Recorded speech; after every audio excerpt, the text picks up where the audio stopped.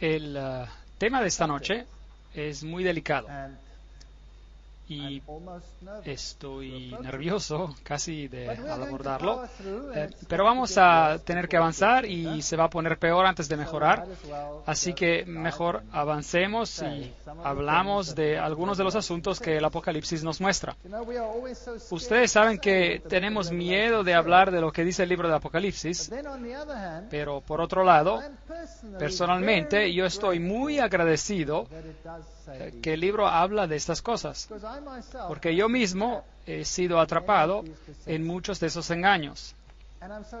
Y estoy tan agradecido a Dios por haber dicho estas cosas y permitirnos tomar la decisión de romper las cadenas que nos atan a todo este grupo de extrañas doctrinas que damos por sentadas porque no conocemos nada más.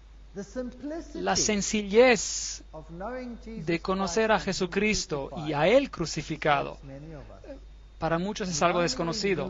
Y si supiéramos qué gran amigo tenemos y cuán accesible es Él y lo simple que es encontrarlo, nos ahorraríamos muchas lágrimas y penas. Bueno, ¿quién es esta bestia del abismo y dónde leemos acerca de ella? Bueno, ayer terminamos con el capítulo 9. Lógicamente nos tocaría estudiar el capítulo 10, pero lo vamos a dejar para atrás porque hay dos lados en este asunto. Lo vamos a examinar después, el capítulo 10. En este asunto uno es el crecimiento de la apostasía y empezamos eso en la conferencia precedente y mostramos cómo la oscuridad espiritual creció en la tierra y cómo una estrella cayó del cielo y empezó a salir humo del abismo. Esto significa que las enseñanzas satánicas empezaron a esparcirse y a tomar el control sobre la tierra. Esta noche vamos a ir un poco más lejos y vamos a ver cuál es la culminación de estas cosas que salen del abismo. Y se va a convertir en una bestia que sale del abismo. ¿Y ahora qué es una bestia? Nuevamente tenemos que preguntarle a la Biblia. Y en Daniel, el capítulo 7, una bestia está claramente definida como un rey o un reino. Es un reino. Aquí hay una entidad política que se manifiesta. En otras palabras, las falsas doctrinas se han expandido tanto que se han infiltrado en un sistema político y se han convertido en una doctrina mundial. Eso da miedo. Una doctrina mundial hecha ley. En su totalidad, no la hemos visto cuando apareció, pero ella se transformará en un fenómeno mundial. Y esa es la parte que me atemoriza. Y la pregunta es, ¿quién está detrás de todo esto? Y esa es la pregunta que queremos responder esta noche. Apocalipsis capítulo 11. Estamos saltando el capítulo 10 porque es el complemento de este tema y vamos a verlo después. Entonces me fue dada una caña semejante a una vara de medir y se me dijo, levántate y mide el templo de Dios. Cuando medimos algo, queremos ver si realmente está a la altura. ¿No es cierto? La Biblia dice que somos el templo del Dios viviente. Entonces, ¿estamos a la altura? Mide el templo de Dios y el altar y a los que adoran en él. Entonces, igual a que teníamos un número, ahora tenemos una medida. Pero el patio que está fuera del templo, déjalo aparte y no lo midas, porque ha sido entregado a los gentiles y ellos hollarán la ciudad santa. Ellos van a pisotear la verdad de Dios y la salvación de Cristo que está ejemplificada en el santuario. Todo en el santuario es un símbolo de Cristo. La puerta, la vía de acceso por donde entraban, representa a Cristo, la puerta. El altar de los sacrificios representa a la cruz. El cordero que fue degollado representaba al Cordero de Dios que quita el pecado del mundo. La fuente de metal o de bronce para lavar es Cristo que nos lava de nuestros pecados. Debemos nacer de agua y espíritu. Si entran en el primer cuarto del templo, Jesús es la luz del mundo, Jesús es el pan de la presencia, Jesús es el pan del cielo, Él es el incienso que nos hace aceptables por sus méritos ante Dios. Si entramos en el segundo cuarto, Él es el abogado. Él nos protege de la condenación de la ley por medio de su gracia. Es el que dio la ley. Increíble. Todo está allí en el santuario. Es un hermoso mensaje. Así, aquí está la historia de la salvación en Cristo, que será pisoteada abajo, hollada por ciertas fuerzas gentiles. Y esto será hecho por 42 meses. Eso es nuevamente un tiempo profético. Y sería interesante saber qué implica. Y por supuesto es una cita del capítulo 7 de Daniel, donde todos los atributos del anticristo se dan, incluyendo el hecho de que él reinaría por este periodo de tiempo. Y ordenaré a mis 2 testigos que profeticen, es decir, predicar, por 1260 días vestidos de cilicio. Esto es lo que llamamos en hebreo un paralelismo. Se dice algo en una manera y se lo repite de otra. Primero leímos 42 meses, que después son seguidos por 1260 días. Y en términos proféticos son el mismo periodo de tiempo. 42 meses proféticos, un mes profético tiene 30 días. 42 multiplicado por 30 es igual a 1260 días. 1260 días, un día por un año, 1260 años. Vamos a volver a eso después. Este es el periodo donde el santuario será pisoteado, hollado, y también el pueblo de Dios con él. Ahora, ¿quiénes son estos 2 testigos que van a defender lo que Dios tiene que decir? Estos testigos son 2 olivos y los 2 candelabros, las luces, que están en pie delante del Dios de la tierra. Si alguno quiere dañarlos, tomen nota de esto. Si alguno quiere dañarlos, sale fuego de la boca de ellos y devora a sus enemigos. Y si alguno quiere hacerles daños, debe morir él de la misma manera. No se metan con estos 2 olivos. No se metan con estos 2 candelabros. Bueno, sería interesante saber quiénes son, ¿no es verdad? Primero veamos el tiempo profético. Hay una clave para interpretar el principio del día-año y encontramos que el tiempo del reinado del cuerno pequeño de Daniel 7, donde dice, serán entregados en sus manos, esos son los santos del Altísimo, por un tiempo, tiempos y medio tiempo.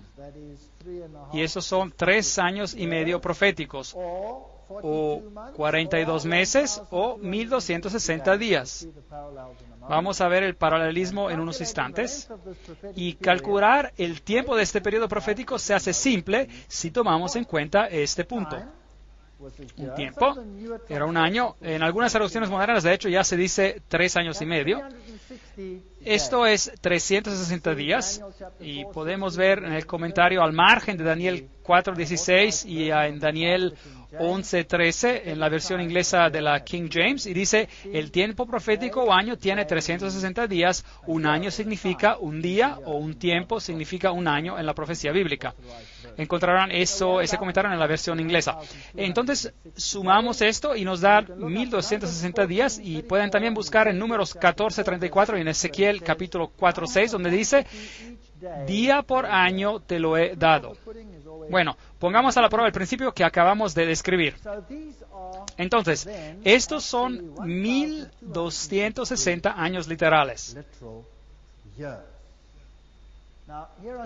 Ahora, aquí hay otras áreas en la Biblia donde ustedes van a encontrar esos textos. Daniel usa la terminología en el capítulo 12, versículo 7, un tiempo, tiempos y medio tiempo. En Apocalipsis 11:2, 42 meses. En Apocalipsis 11:3, 1260 días. En Apocalipsis 12:6, 1260 días. En Apocalipsis 12:14, un tiempo, tiempos y medio tiempo. En Apocalipsis 13:5, 42 meses. Todos refiriéndose al mismo periodo de tiempo. Se los voy a mostrar nuevamente en un momento.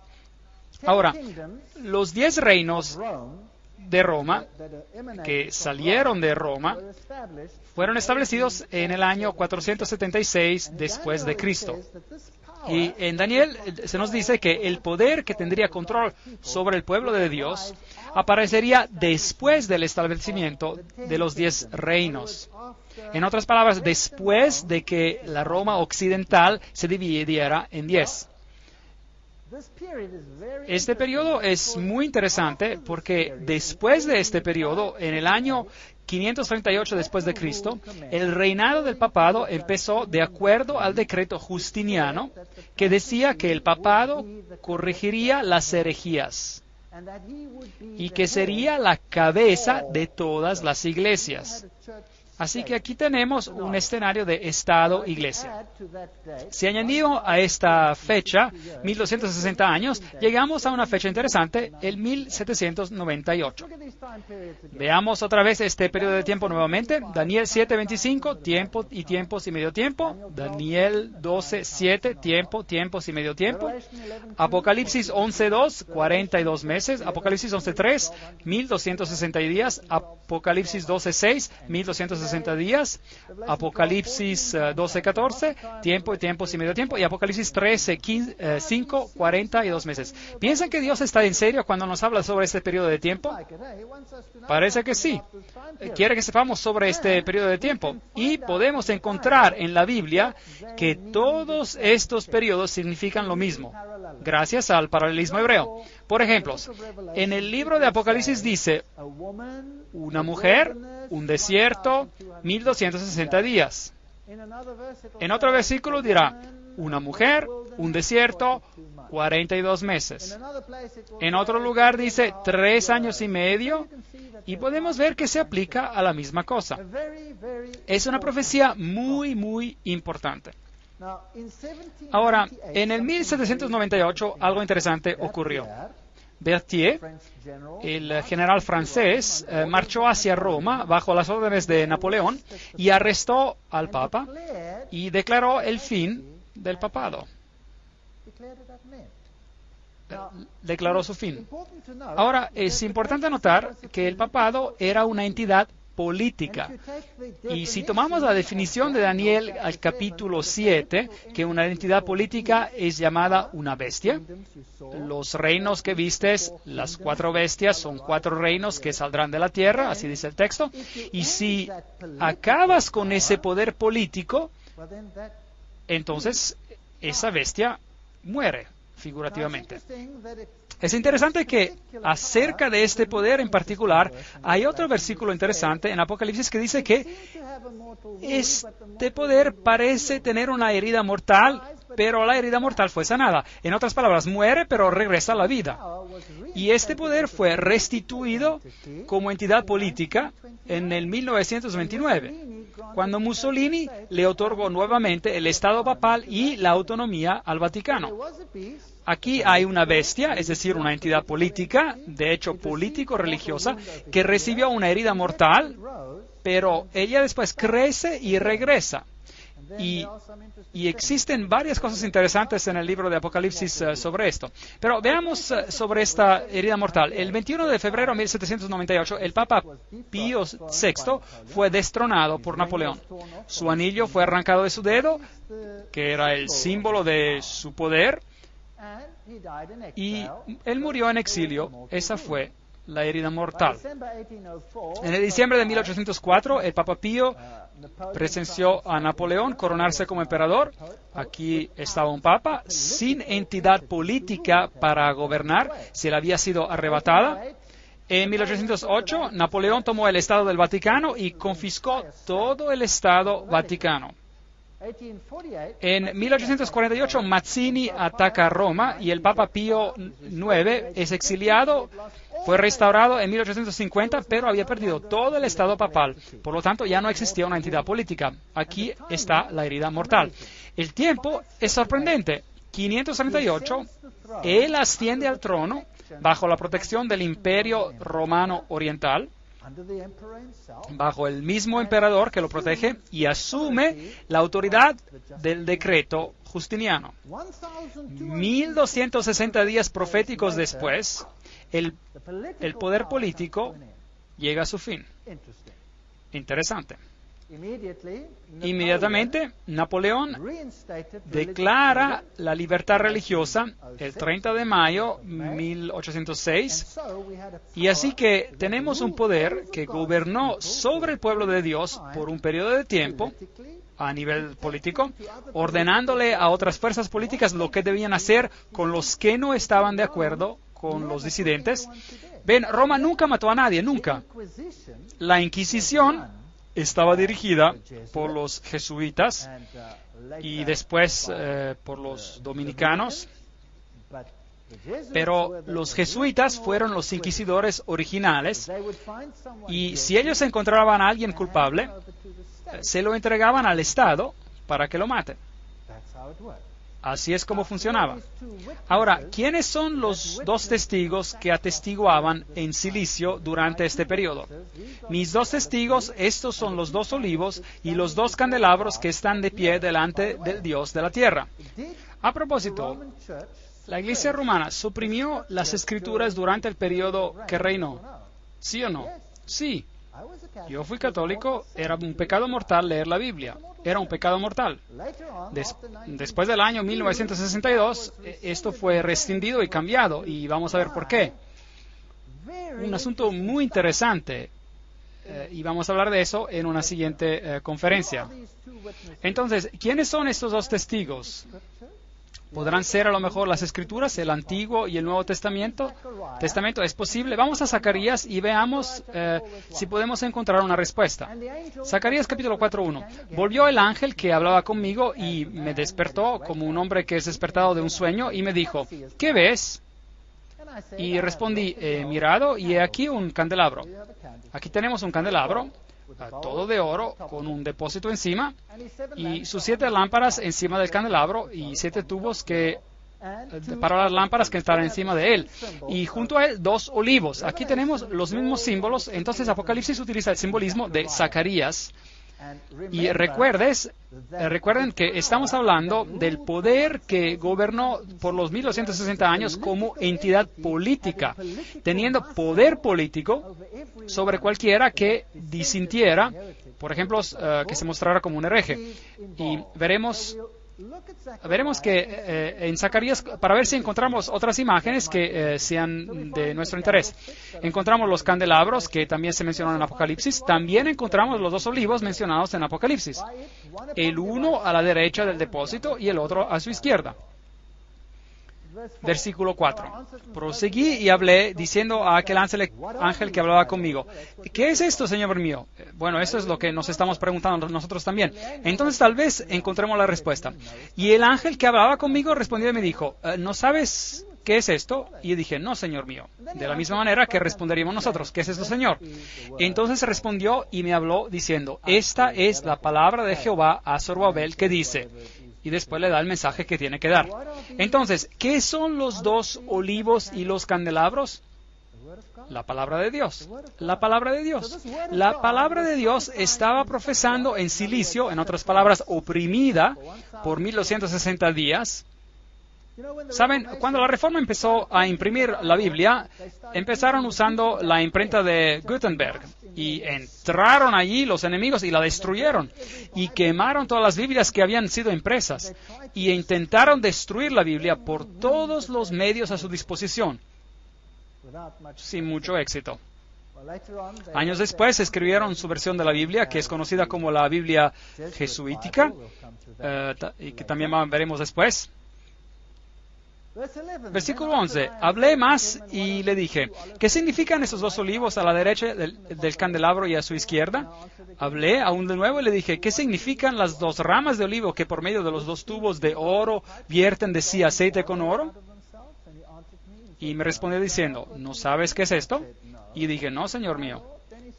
Y él dijo, estos son los 2 ungidos con el poder de Dios. En otras palabras, por medio del Espíritu Santo, este mensaje de Dios tenía que ser predicado por todo el mundo, a pesar de ser oprimido. Los ungidos que están delante del Señor de toda la tierra. De nuevo, alcé mis ojos y miré, ¿Y ahora qué va a ver? Va a ver de qué se trata todo esto. Y aquí un rollo que volaba. ¿Qué significaba el rollo que volaba? Es un rollo, es la palabra de Dios que está en ese rollo. Y entonces ve la palabra de Dios volando en el aire. ¿Qué significa esto como símbolo? Llevar el mensaje al mundo. Así que de esto es de lo que se trata, es sobre la palabra de Dios. Y me dijo, ¿qué ves? Y respondí, veo un rollo que vuela. Y la longitud es de, y da la medida en codos. Y entonces me dijo, esta es la maldición que sale sobre la faz de toda la tierra, porque aquel que hurta será destruido. Esas son las advertencias de Dios.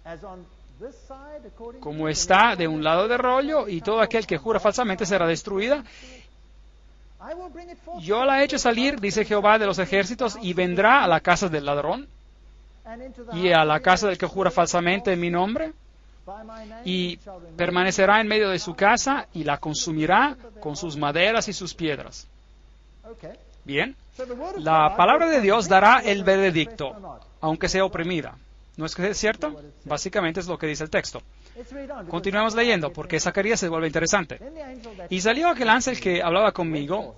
Recuerden, en Apocalipsis 11 cita a Zacarías de estos mismos versículos. Y obtenemos mayor información. ¿Qué les dije al principio? A la ley y al testimonio.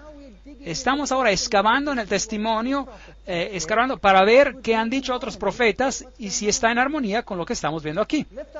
Y me dijo, alza ahora tus ojos y mira qué es esto que sale. Y dije, ¿qué es? Y él dijo, este es un efa, interesante, que sale. Ahora sí se pone interesante. ¿Qué es un efa? Un efa era una medida. Era una medida estándar para medir la harina, por ejemplo. En el libro de Apocalipsis, ¿no encontramos alguna forma de medida, sí o no? Claro. Entonces tenemos aquí otra medida que está ocurriendo. Tenemos la medida estándar.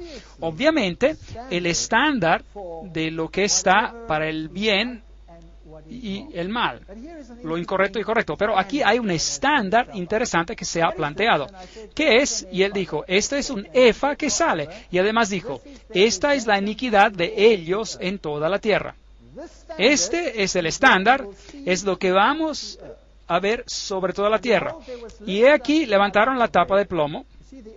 Ven que el efa tiene una tapa pesada. Y esa tapa aquí es muy pesada, estaba hecha de plomo. Y entonces él levantó la tapa y miró adentro del efa, que representaba la medida estándar. ¿Y qué ve adentro? Ve una mujer sentada en medio de aquel efa. Eso es interesante. ¿Qué representa una mujer en la Biblia? Es una iglesia. Es una iglesia. Entonces, hay una iglesia apóstata en esta tierra y hay una iglesia justa en esta tierra. Y en esta se sienta una mujer. Entonces, hay una medida, un estándar, una efa, que es instituido por una iglesia. ¿Tiene lógica esto? Sentada en medio de aquel efa, y él dijo, esta es la maldad. Esto es lo opuesto a lo que el rollo había anunciado. El rollo en un principio decía, te condenaré por mi palabra, si robas vas a saberlo, si haces esto o aquello, mi palabra te condenará. Pero aquí hay otro estándar sobre la tierra y es controlado por una iglesia diferente y es malvada. Y nos dice, es maldad. Y la echó dentro del efa y echó la la tapa de plomo en la boca del efa. Esta mujer fue revelada por un tiempo. Y la tapa fue puesta sobre la boca otra vez. Esto sí que es interesante. ¿La Reforma reveló un estándar que no era bíblico? ¿Sí o no? Por supuesto que lo hizo. Y la tapa fue levantada y todos pudieron ver. ¿Y cómo llamó la Reforma a Roma? Directamente la llamaron el Anticristo. Y luego la tapa se volvió a su lugar. ¿Y qué dice la Reforma hoy? Públicamente, oficialmente, con todos sus sínodos. ¿Qué decidió el sínodo de los luteranos? En 1994, si no me equivoco. esa es la fecha correcta, no será llamada más el anticristo. Los seguidores de Calvino decidieron lo mismo, todos decidieron lo mismo. Entonces, vuelve la tapa a su lugar. Alcé luego mis ojos y miré, y he aquí dos mujeres que salían y traían viento en sus alas y tenían alas como de cigüeña. Esas son malas noticias, porque la cigüeña es un ave inmunda, y un ave en la Biblia es el símbolo de Espíritu Santo. Y aquí hay dos grupos que bajo el mando de un espíritu falso levantan el estándar con esa otra mujer en ella, entre el cielo y la tierra. Dije al ángel que hablaba conmigo, ¿a dónde se llevan el efa? Es decir, el estándar. Y él me respondió, para que le sea edificada una casa en la tierra de Shinar, es decir, en Babilonia. Y cuando esté preparada, lo pondrán sobre su base. ¿Qué nos dice Zacarías? Es que otro estándar regirá sobre la tierra. Este estándar será establecido por una iglesia. Todos habrán visto que era maldad, habrán tenido un conocimiento, que se reveló ese conocimiento, pero esa maldad será encubierta otra vez. Y dos grupos eclesiásticos poderosos, la Biblia los llama los poderes del dragón y de los falsos profetas, vendrán y levantará este estándar y dirán, aquí está. Y el imperio babilónico habrá renacido en sentido espiritual sobre la tierra otra vez, con un estándar que reemplazará el estándar de Dios. ¿Tiene sentido? Da miedo. ¿Va a suceder? Bueno, veamos lo que nos sigue diciendo Apocalipsis sobre este asunto.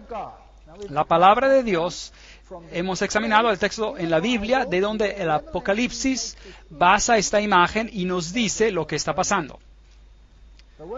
La palabra de Dios, Apocalipsis 11:6, estos tienen poder para cerrar el cielo a fin de que no llueva. ¿Tiene la palabra de Dios poder para hacer esto? Por supuesto. ¿No lo hizo Elías? Elías oró bajo la orden de Dios y dijo que no llovería por 3 años y medio, y no llovió por 3 años y medio. Interesante que este poder profético reina por 3 años y medio. No hay lluvia. ¿Qué significa en sentido espiritual? Una sequía por la palabra de Dios. Entonces hicieron guerra contra la palabra de Dios, no en los días de su profecía. Entonces había oscuridad espiritual que ya hemos visto antes. Y tienen poder sobre las aguas para convertirlas en sangre y para herir la tierra con todas plagas cuantas veces quieran. Increíble. Son malas noticias. Si quitan la palabra de Dios, nos metemos en problemas. Cuando hayan acabado su testimonio en silicio, la bestia que sube del abismo hará guerra contra ellos. ¿Cuándo terminarán su testimonio en silicio? Después de los 1260 días. Si esta profecía es correcta, nos lleva al año 1798. Y en ese periodo de tiempo, un poder saldrá de la tierra que tendrá como su blanco destruir a la palabra de Dios. Interesante. Entonces, después del año 1798, un poder aparecerá que tendrá como su blanco destruir a la palabra de Dios. Y esta bestia sale del abismo. Ahora, ¿quién estaba en el abismo antes? Bueno, la estrella que cayó del cielo, que hacía salir humo del abismo, sus doctrinas falsas esparciéndose por la tierra. Y ahora se está estableciendo como autoridad. Es el reino de Satanás creciendo sobre la tierra. Pero recuerden, Dios está mirando todo esto y permitiéndolo y informándonos sobre esto. Y hará guerra contra ellos y los vencerá y los matará. Debe pasar algo que hace que la palabra de Dios sea oficialmente rechazada. Pero aquí hay una implicación más profunda. Tiene que haber un reino que aparece y quiere oficialmente eliminar la palabra de Dios. Y sus cadáveres estarán en las plazas de la grande ciudad que en sentido espiritual se llama Sodoma y Egipto. donde también nuestro Señor fue crucificado. Ahora, nuestro Señor no fue crucificado en Sodoma y no fue crucificado en Egipto, por lo cual solo en la forma de su pueblo pudo haber sido crucificado. Tal vez exista una tipología, un símbolo que podemos encontrar. ¿Qué pasó alrededor del año 1798, por ese tiempo, donde hubo un ataque contra la palabra de Dios?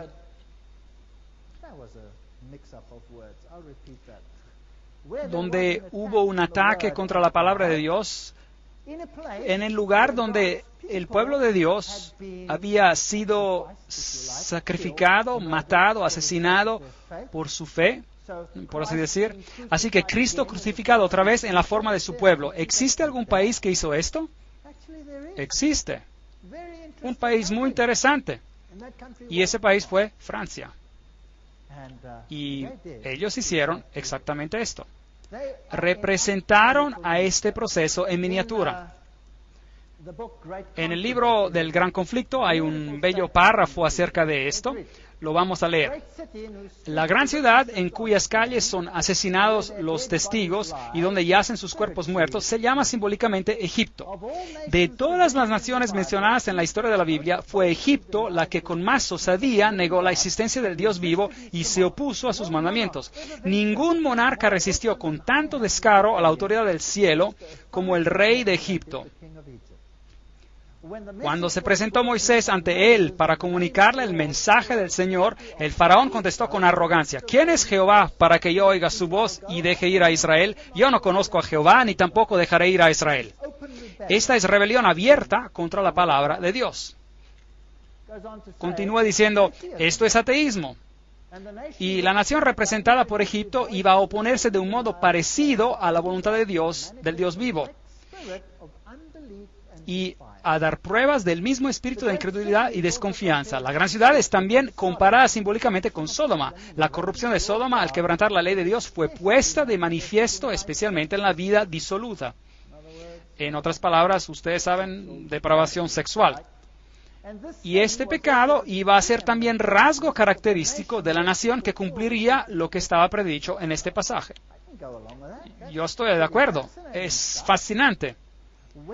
En donde también el Señor de ellos fue crucificado.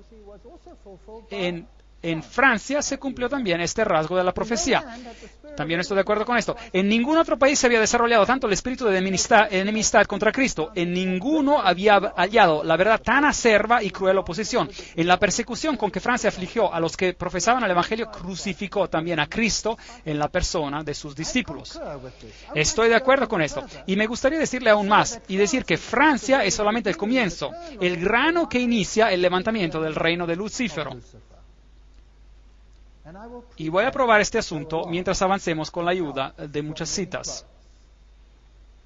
Y veremos lo que se estableció allí va a gobernar todo el mundo hoy en día.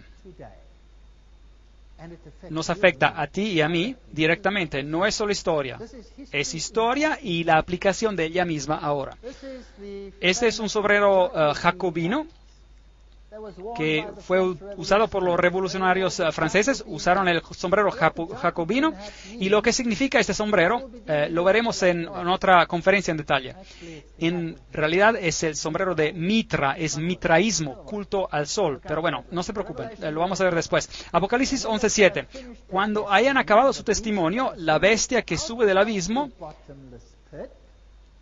hará guerra contra ellos. Ahora, ¿qué pasó en Francia? Eso es el precursor, tomen nota. Lo que pasó en Francia es el precursor de lo que va a pasar en el mundo entero. Y eso da miedo. Y los vencerá y los matará. Francia, después de la Revolución Francesa, Francia hizo guerra contra la palabra de Dios. Apocalipsis 11:9. Y los de los pueblos, tribus, lenguas y naciones verán sus cadáveres por 3 días y medio. Tenemos aquí otro tiempo profético. 3 días y medio serían 3 años y medio. Y no permitirán que sean desepultados.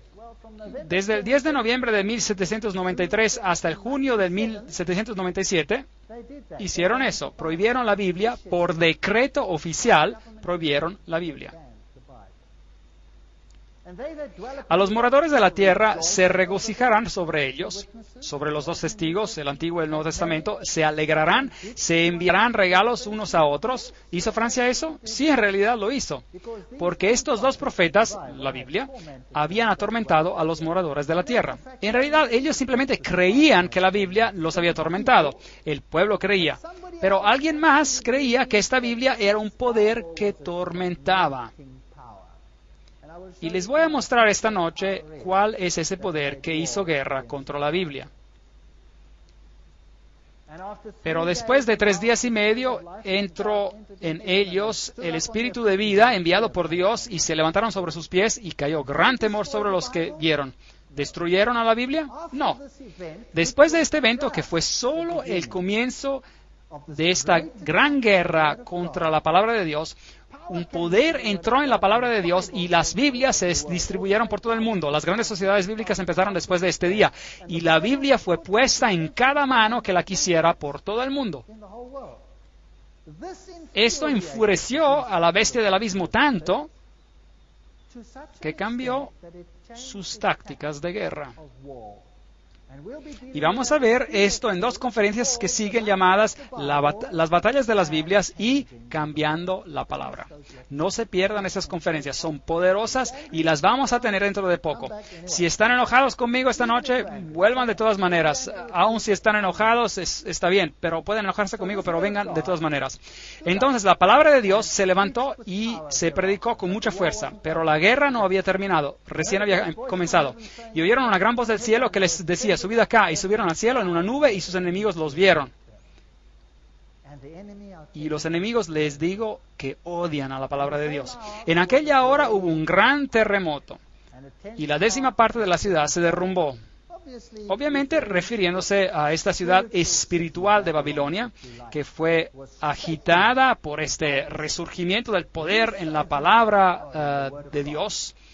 Y Satanás redobló sus esfuerzos para aplastarla de ahí en adelante. Y por el terreno murieron el número de 7,000 hombres, nuevamente es un número simbólico, y los demás se aterrorizaron y dieron gloria al Dios del cielo. Tomen nota, el segundo ay pasó. Y aquí el tercer ay viene pronto. Un ay es algo que hace imposible que la gente encuentre la verdad. El primer ay fue la destrucción física de las áreas de la cuna del cristianismo a través de poderes que estaban en contra de Cristo. Este ay ahora es un oscuramiento espiritual de todo el conocimiento relacionado con Dios por el poder que hace guerra contra su palabra. ¿Qué pasó en la Revolución Francesa? Veamos cómo cumplió estas profecías. Este fue el ataque a la Bastilla y, por supuesto, en este mismo evento, toda la estructura política mundial cambió. Antes gobernaban los monarcas, ahora hay democracias. Y las democracias van a gobernar por todo sitio. Y esto suena bien. Y vamos a ver qué hay detrás de todos estos asuntos más tarde. Luis XVI literalmente perdió su cabeza.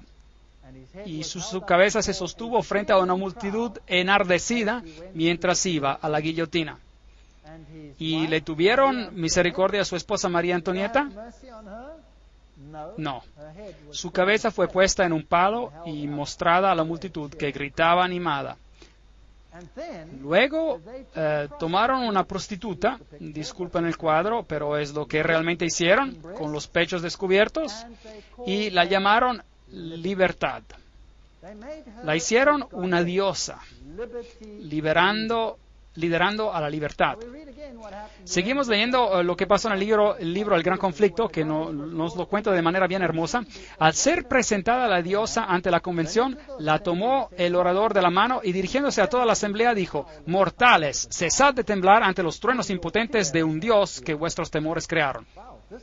Increíble, esa es una asamblea pública. No reconozcáis de hoy en adelante otra divinidad que la razón. ¿Se imagina esto? Yo os presento su imagen más noble y pura, y si habéis de tener ídolos, ofreced sacrificios solamente a los que sean como éste. Caiga ante el augusto senado de la libertad el velo de la razón. Aquí había un poder que había quitado la palabra de Dios y la había reemplazada con la razón, la diosa de la razón. Pero afortunadamente Jesús nos dijo ante tiempo que ocurriría. Y eso significa que esta diosa de la razón, toma el sitio de Jesucristo, pero solo en apariencia. La diosa, después de haber sido abrazada por el presidente, tomó asiento en una magnífica carroza que condujeron por entre el inmenso gentío hasta la catedral de Notre Dame. Así que hicieron esto oficial, para reemplazar a la deidad. La elevaron sobre el altar mayor y recibió la adoración de todos los que estaban presentes. Así que el gobierno adoró a esta dama.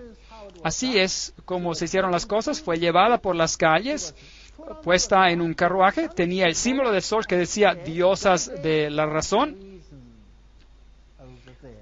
Ahí lo dice. Y fue entronada en Notre Dame. Y lo que ellos creían era el símbolo del cristianismo fue quitado por la legislatura. Y el Antiguo y el Nuevo Testamento fueron quemados, y todos los libros religiosos fueron quemados en una pira funeraria, y una nueva ley reemplazó la ley de Dios. ¿Podemos reemplazar la ley de Dios? Pienso que no. Ese rollo que vuela en el cielo, la palabra de Dios, nos convence del bien y del mal, nos mide de acuerdo a su propio estándar, sin importar si otra institución aplica otro estándar. ¿Correcto? Sí, claro que sí. Y hoy vamos a ver cómo esta batalla continúa, cómo un estándar se puso aparte y cómo la humanidad adoptó a otro estándar. Y que Dios nos ayude a decidir entre los dos estándares diferentes. Seguimos la historia. ¿Qué pasa cuando reemplazamos el estándar de Dios con los estándares humanos? Los estándares humanos son hechos para verse buenos, pero obviamente tienen sus problemas. Bueno, durante la Revolución Francesa se desarrolló un nuevo estándar para la humanidad. Y ese estándar fue llamado el Manifiesto de los Derechos Humanos. A propósito, ¿qué escuchan hoy en día en las noticias? ¿Escuchan la ley de Dios, la ley de Dios, la ley de Dios? ¿O escuchan derechos humanos, derechos humanos, derechos humanos? ¿Qué escuchan? Escuchan derechos humanos. ¿No es fascinante que los franceses publicaron su primer manifiesto sobre los derechos humanos en esta forma? ¿No es fascinante? Tiene 2 tablas de piedra. ¿Qué es lo que en realidad representa? La ley de Dios. Aquí está el hombre creando otra ley. Eso es un asunto fascinante. Hay mucho simbolismo en esto y hay demasiado para poder tratarlo en esta fotografía tan pequeña. Voy a dar otra conferencia con los detalles gloriosos y mostrarle los símbolos que están detrás de esto. Yo voy a mencionarle uno. Este aquí. El manojo de varas. El manojo de varas. Y es aquí, una serpiente con su cola en la boca. Y este por acá, con el ojo que todo lo ve en un triángulo. Símbolos interesantes. Esto es fascinante. Un manojo de varas. ¿Qué significa? Esos eran los fasciae. Vean, el procónsul romano tomaba un manojo de varas, las fascie o facie, y los llevaba al monte, y si era aceptado como líder de todos, él ponía una guirnalda en su alrededor de ese manojo, y él se convertía en todopoderoso y en control, todo controlado por el poder de un hombre. Se llama fascismo. Fascie, facie, fascismo. Si piensan en Adolfo Hitler, fascismo. Si piensan en Mussolini, todo el poder en un hombre. Se lo llamaba el Führer. ¿No es cierto? Este es el sistema de control. Ahora, los derechos humanos, ¿qué tienen que ver con el fascismo? ¿No es interesante? Yo diría que es muy interesante, digamos. Lo vamos a dejar para otra conferencia. Los primeros estatutos de los derechos humanos para las naciones fue declarado por Ciro el Grande. En la cultura persa había este grande principio fundamental: buenos pensamientos, buenas palabras, buenas acciones. Ciro el Grande. Buenos pensamientos, buenas palabras, buenas acciones. Y su manifiesto era el siguiente: cuando mis soldados en gran número entraron pacíficamente a Babilonia, yo no permití a nadie que atemorizara a la gente.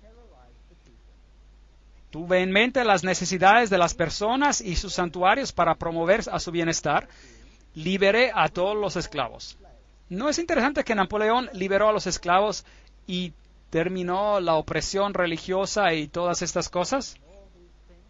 Yo puse fin a su miseria y esclavitud. Esta fue una bella proclamación. Yo digo que los derechos humanos se ven bastante buenos. Leemos sobre ellos en el Gran Conflicto. Siglo tras siglo, la sangre de los santos ha sido derramada. Habla de los valdenses, de los albigenses, y habla de los protestantes que fueron degollados, masacrados, y muchos de ellos bajo el poder de Francia. Esta es la Inquisición y las herramientas de la Inquisición: el hacha que cortaba la cabeza, después instrumentos de tortura terrible, y la mayoría eran torturados por herejía. Pero, ¿cuál es la definición de herejía? Veamos en el artículo. Herejía, página 440. Heresis en griego, elección. Decidir por uno mismo lo que uno va a creer y practicar. Eso es herejía.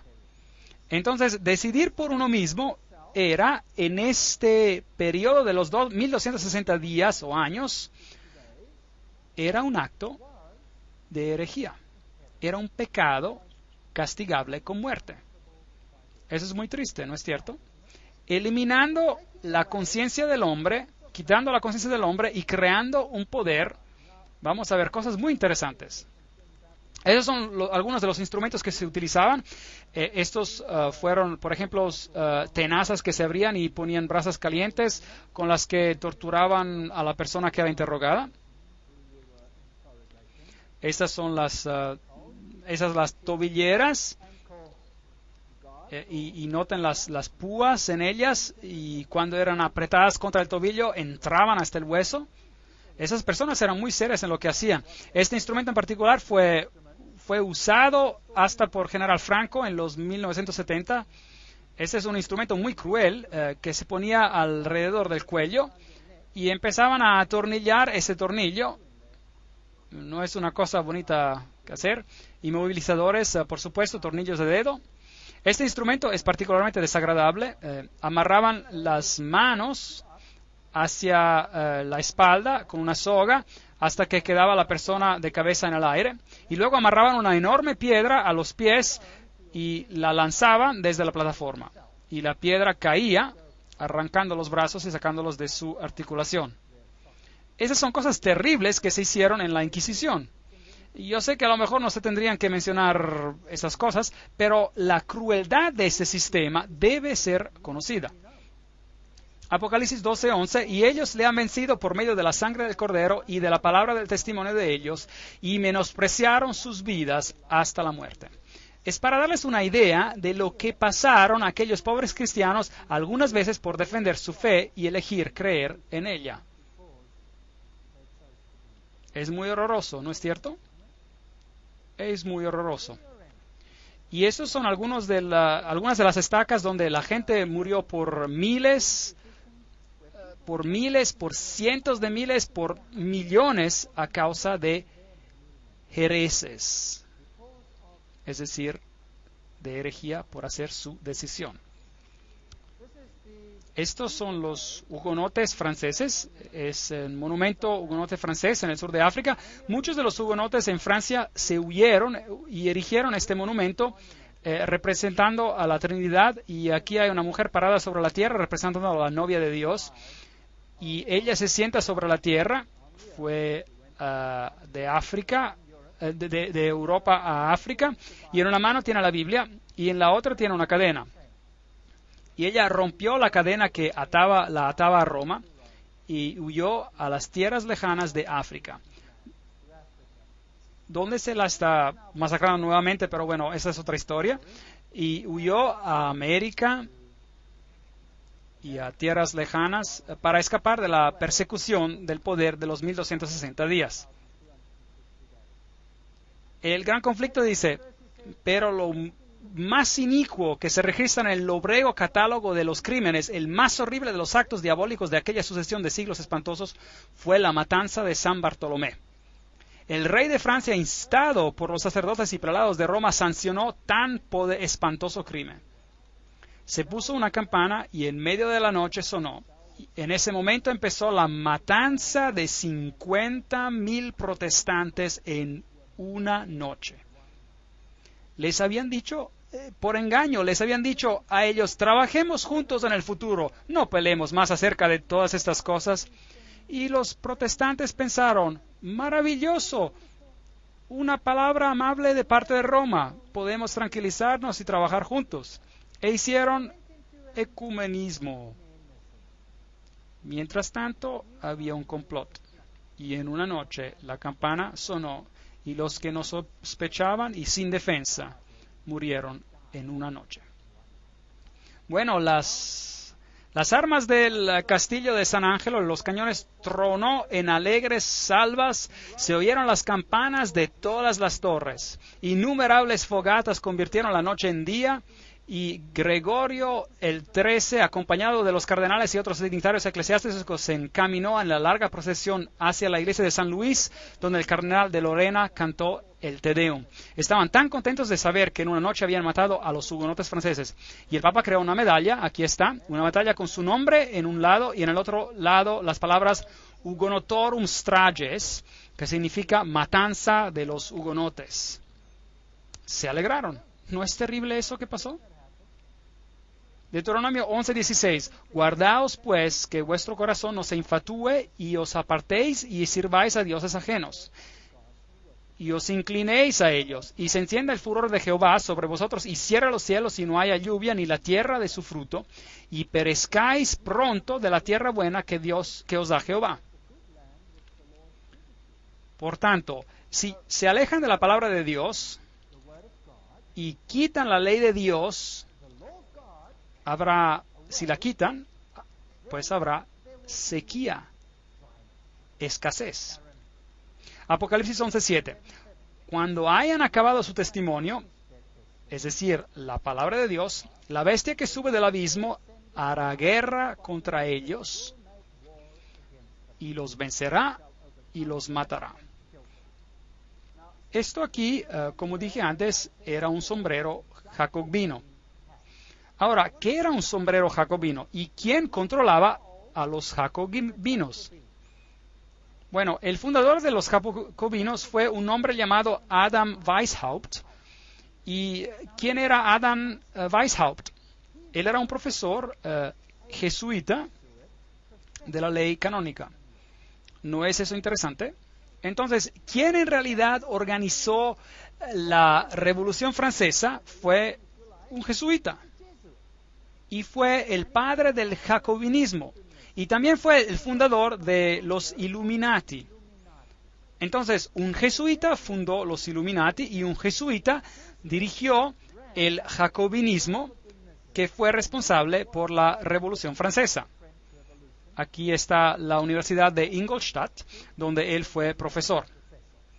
Es interesante que después de la Revolución Francesa, el papado recibió una herida mortal y se volvió insignificante a los ojos de los hombres. Pero en el 1929, el estado más pequeño del mundo fue establecido otra vez. Así que aquí había algo que había recibido una herida y ahora se levantó otra vez. En el 1929, Gasparri firmó el Tratado Laterano y los Estados Vaticanos regresaron a existir. La crónica de San Francisco decía: Mussolini y Gasparri firmaron un acuerdo romano histórico. La cuestión romana esta noche fue cosa del pasado y el Vaticano estaba en paz con Italia, firmando los autógrafos del memorable documento sanando la herida. Citando la Biblia casi. Cordialidad extrema se mostró por ambos lados. Es una historia fascinante.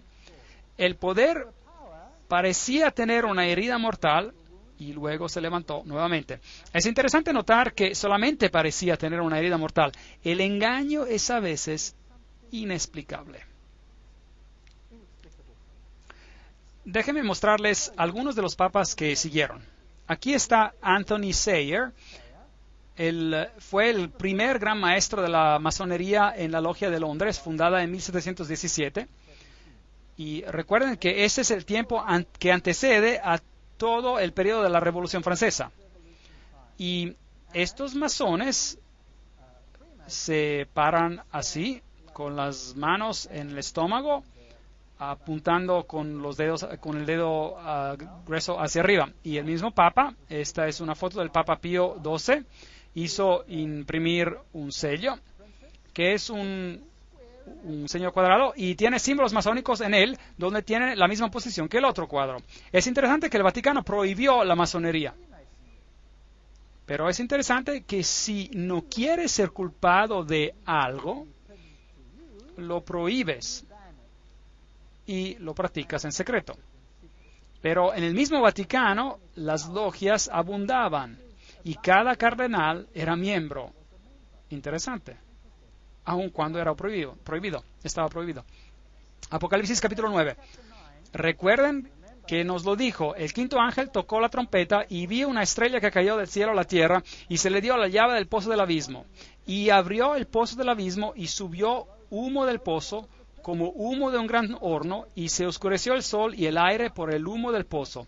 La luz que Jesús da será oscurecida a causa de este humo. Ahí es donde comenzó. En Apocalipsis capítulo 12:3 tenemos otra bestia. También apareció otra señal en el cielo.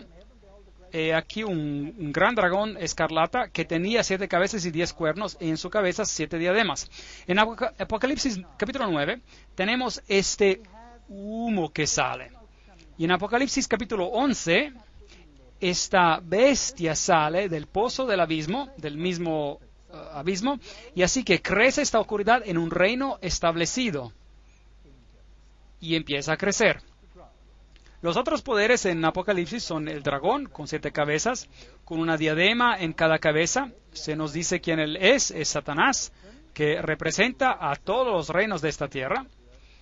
Y se nos dice también en Apocalipsis 12:9 que él es quien fue expulsado, es el diablo y que engaña a todo el mundo. Y que él hace guerra contra la mujer de blanco, que es la iglesia buena en la tierra, que representa a la palabra de Dios. Hay otras bestias en el libro de Apocalipsis. Está el león con 2 alas, que es una imagen del libro de Daniel. Y en Apocalipsis 13 tenemos una bestia con boca de león. Y después hay una bestia como leopardo en Apocalipsis 13. Esos atributos también se encuentran. Hay un oso en Daniel 7 y esos atributos también se encuentran en Apocalipsis 13. Y después hay una bestia terrible que no se sabe realmente cómo es. Esta es solo la imaginación del artista, y tiene 10 cuernos, que también se encuentran en Apocalipsis 13.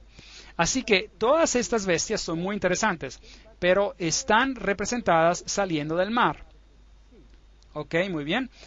Y luego en Apocalipsis 13, todos los atributos de Daniel 7 están juntados en una bestia, un conglomerado, digamos, de una bestia que sale del mar. Y vamos a verla en más detalle luego. Apocalipsis 13 también tiene una bestia que sale de la tierra, que tal vez se parece a esto, bueno, no sé exactamente cómo se veía. Y en Apocalipsis capítulo 17 hay otra bestia con una mujer montando sobre ella. Y vamos a leerla. Apocalipsis 17:3. Y me llevó en el espíritu al desierto y vi a una mujer sentada sobre una bestia escarlata, llena de nombres de blasfemia en contra de Dios, que tenía 7 cabezas y 10 cuernos. Y el versículo 8, la bestia que has visto era y no es y está para subir. ¿De dónde? Del abismo y ir a perdición. Ah, interesante. ¿Qué otra bestia sale del pozo del abismo? La otra de Apocalipsis 11, ¿no es cierto? Que hace guerra contra el pueblo de Dios. Ahora, ¿existe una conexión aquí? Probablemente. ¿Y quién controla a esta bestia que sale del pozo del abismo? ¿Quién está sentada sobre ella? Una mujer, una iglesia. Es posible, piénsenlo, que los sistemas políticos sobre la tierra están dirigidos por una mujer y no lo sabemos porque ella está escondida en un misterio, en secreto, y no la podemos ver, pero está en realidad ocurriendo. Entonces, ¿creen que sea posible? ¿Piensan que este poder, esta iglesia, ha usado a sus agentes para pretender que la mataron, pero en realidad controlan el mundo con sus agencias, bajo las organizaciones secretas del mundo, que fueron empezadas por nadie más que Weishaupt? ¿Quién era? ¿Qué? ¿Un jesuita? ¿Es posible? ¿Iluminismo? ¿Qué es el iluminismo? ¿A dónde lleva? Es posible que esta guerra contra la palabra y aquellos que representan a la palabra, a la iglesia, va a tener un conflicto con esta nueva entidad política que tiene un nuevo estándar que se llama derechos humanos. ¿Creen que es posible? ¿Qué opinan? Saben, hay un autor quien a 150 años atrás escribió acerca de esto, y voy a citar este autor ahora, pero el punto no es si está en lo correcto o no, es solo para mostrar cómo se percibían los hechos en esa era y comparar sobre lo que el mundo oculto dijo exactamente en la misma era. Vamos a hacer esto, vamos a comparar lo que dice esta fuente con lo que los ocultistas dicen exactamente en la misma época. Y vamos a ver algo fascinante. Entonces, si me permiten, y sin seguir dando más introducción, me gustaría leerles algunas de esas cosas que parecían ser correctas en esta época, hace 150 años, cuando todas estas cosas estaban pasando, la Revolución Francesa y todo lo demás. Por una variedad de imágenes, el Señor Jesucristo presentó a Juan, esto es en el libro de Apocalipsis, el personaje malvado y la influencia seductiva de quienes han sido distinguidos por seguir al pueblo de Dios. La revelación de Dios de los trabajos detestables de los habitantes de los poderes gobernadores del mundo, quienes se unen en organizaciones y confederaciones secretas, deshonrando la ley de Dios, tendrían que permitir al pueblo, que tiene la luz de la verdad, de mantenerse fuera de todas estas maldades. Entonces, hace 150 años ya se percibía esto, que las organizaciones secretas jugarían un rol importante. A Juan, el carácter malvado y la influencia seductiva de quienes han sido distinguidos por su persecución al pueblo de Dios es mostrada. Ahora, ¿quiénes son ellos? La terrible imagen que nos da a Juan es para mostrar de qué manera tan completa los poderes de esta tierra se darán al mal.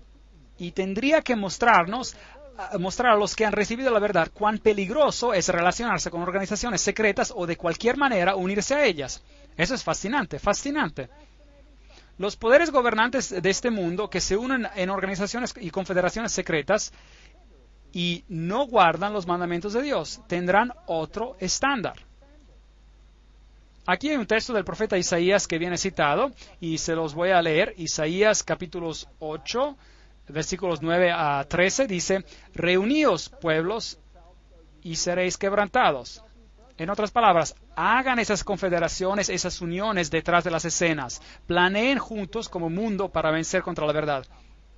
Oíd todos los que sois de lejanas tierras, ceñíos y seréis quebrantados.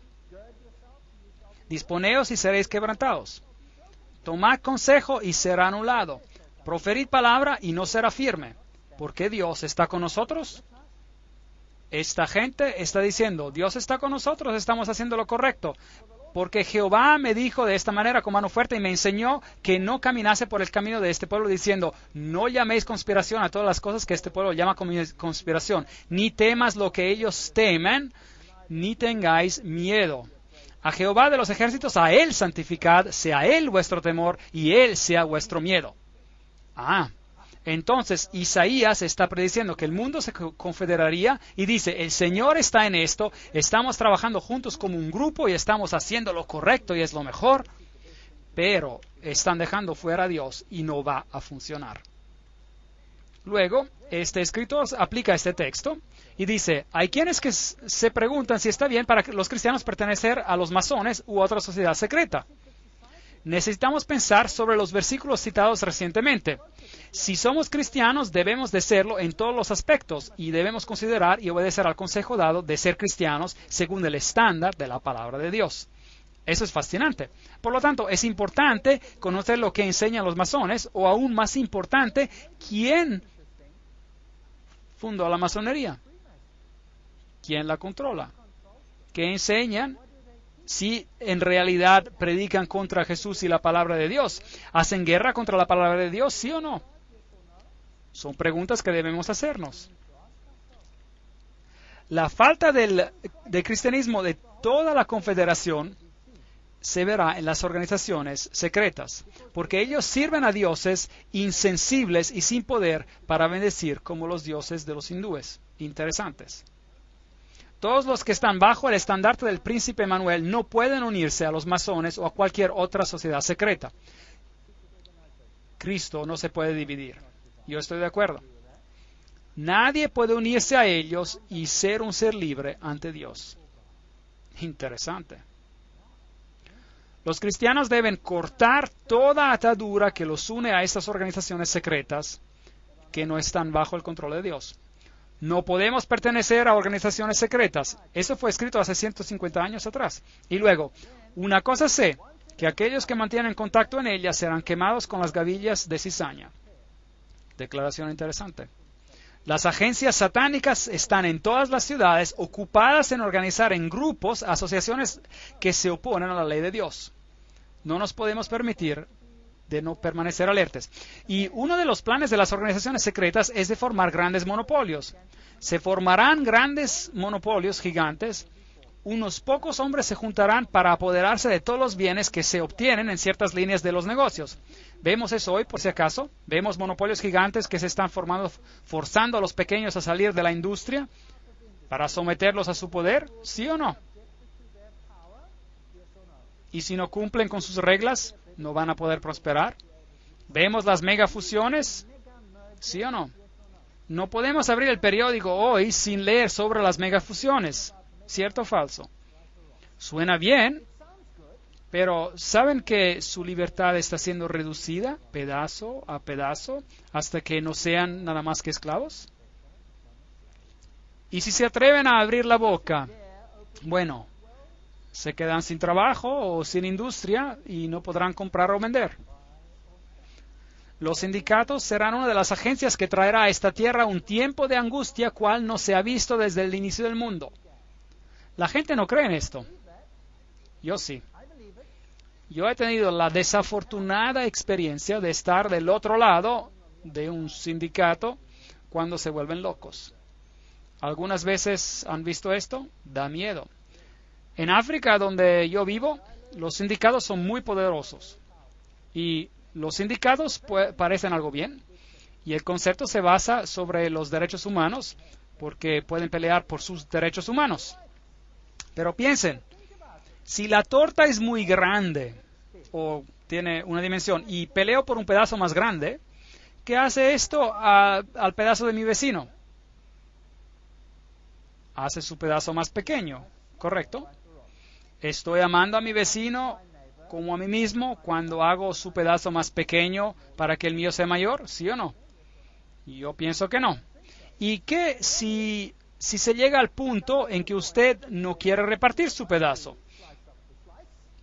Bueno, usted simplemente se apodera de su pedazo. Yo he estado al otro lado de este asunto. Me han roto las costillas miembros de sindicatos.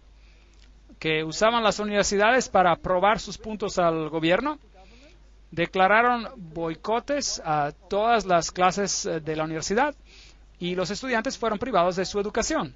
Eso significaba que el estudiante iba a perder un año habiendo pagado por sus estudios y iba a perder todo. Entonces la universidad decretó que las clases continuarían. Y yo era profesor, así que dije, las clases siguen. Y los sindicatos nos encontraron pasando clases. Y yo me paré enfrente de las puertas de la clase y les dije, lo siento, no pueden entrar, no pueden pasar. Yo di permiso para que los estudiantes pasen clases aquí. Yo soy responsable, no ellos. Y empezaron a aplastarme y me rompieron las costillas. Los policías estaban alrededor y ¿creían que movieron un dedo? No.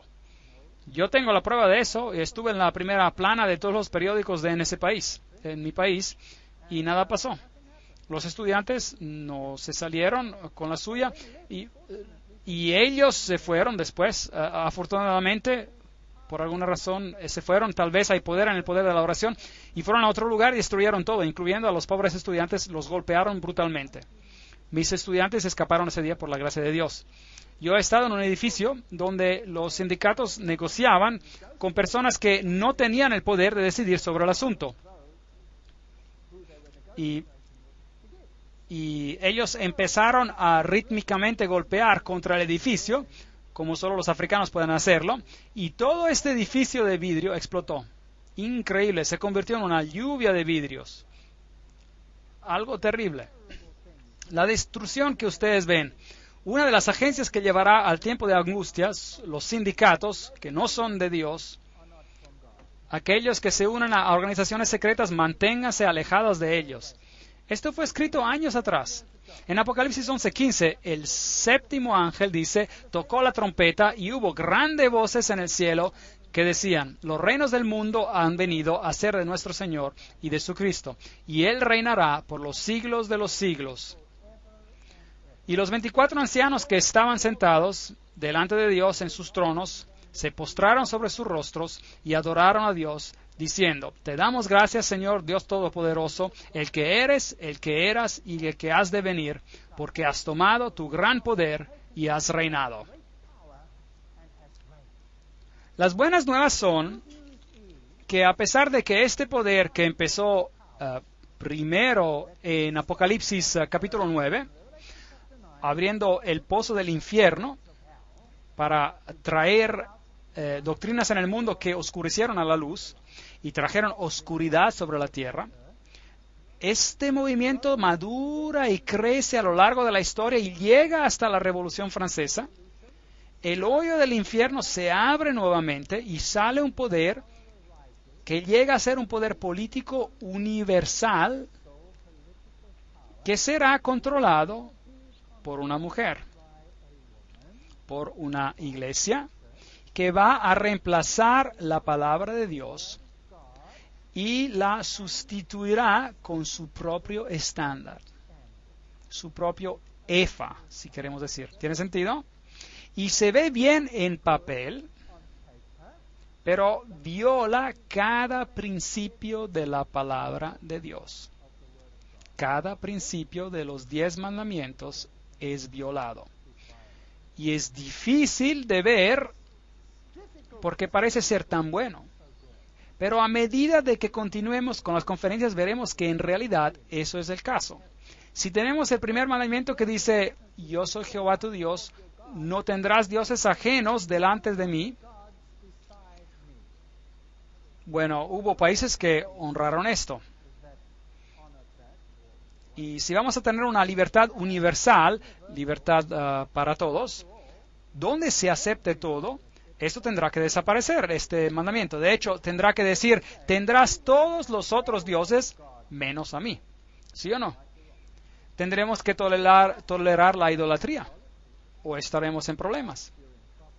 Cuando se trata de blasfemia, ¿no es fascinante prender la televisión y ver que solo un Dios es blasfemado?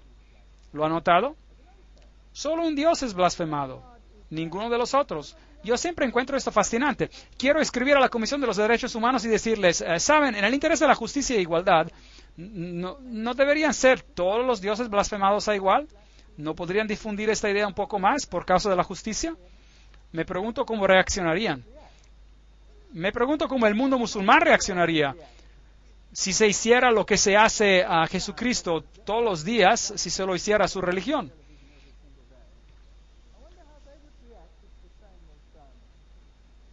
A su religión o a la religión budista o hindú o cualquier otra religión sobre la faz de la tierra, si quisiéramos igualdad para todos.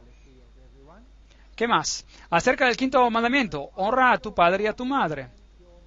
Los niños ahora tienen que ser reeducados bajo otras normas para ser ciudadanos de este mundo. Lo que significa que ya no deben honrar a su madre o a su padre y tienen que honrar al sistema. ¿Hacen esto en el comunismo? ¿Qué hacían en el comunismo cuando los niños querían apegarse a las normas de sus padres? ¿Qué les hacían? Se los llevaban y los reeducaban. Les enseñaban a no honrar a su padre y su madre. ¿No es triste? No matarás. No cometerás adulterio. No hablarás falso testimonio. ¿No se toleran acaso estas cosas ahora? Por supuesto.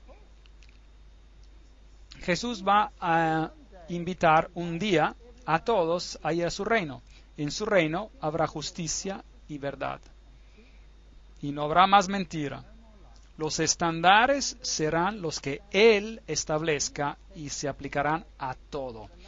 Y se airaron las naciones, y tu ira ha venido, y el tiempo de juzgar a los muertos, y de dar el galardón a tus siervos los profetas, a los santos y a los que temen tu nombre, a los pequeños y a los grandes, y de destruir a los que destruyan la tierra. ¿No es esto interesante? Y el templo de Dios fue abierto en el cielo. Estamos en Apocalipsis capítulo 11. Y el arca de su pacto se veía en el templo. ¿Dónde está Jesús? ¿En qué recámara del templo? En el lugar santísimo. Increíble, nos hemos cambiado de un tiempo donde Él servía en la primera recámara a un servicio, a ministerio en la segunda recámara, que es sobre el juicio. Y el arca del pacto, los 10 mandamientos, son el estándar universal para lo que es bueno y malo. No hay duda sobre el asunto. Y vemos a esa arca del pacto. Y esto significa que se acaba el tiempo. Y hubo relámpagos, voces, truenos, un terremoto y grande granizo. Esta es la historia de la última plaga sobre la tierra.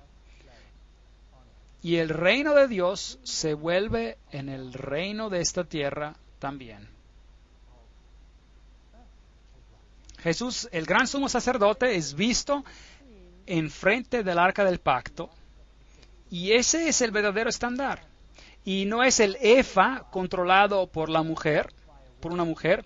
Y no importa cuántas aves como cigüeñas, espíritus inmundos que representan eso, elevan a este estándar para que el mundo lo acepte, el estándar que está en contra de la ley de Dios.